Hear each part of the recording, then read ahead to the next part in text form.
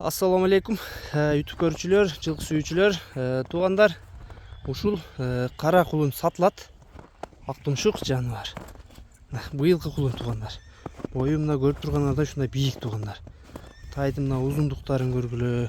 Азыр маалыматын алып берейин, андан көрсөтөйүн. Акы, актумшук боюнча бир маалыматты бер, андан көрсөтүп берейин. Бишкектен келген. Таза кануу жылкылар кетет. Карабайырлар.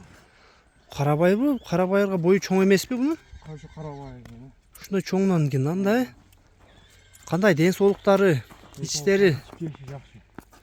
Жаныбар. Көкүрөктү карагыла туугандар. Туяктары 4 туяк тең кара туяк экен. Арканкы бир буту ал. Мына тайды өзүңөр да көрүп турасыңар туугандар.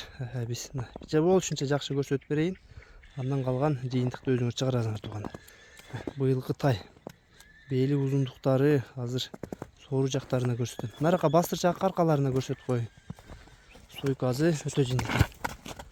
Арка жактары. Токтот ушундай, токтоп тур.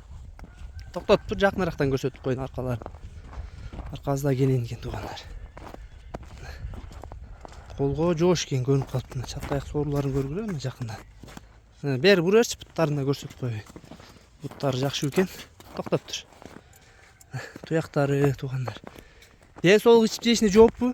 Ден соолук ичип жешине жооп. Көкүрөгү да мощный экен жаныбардын. Буттун аралыктары. Буттарына шишиктери жок туугандар. Буттарына буйруза жооп экен.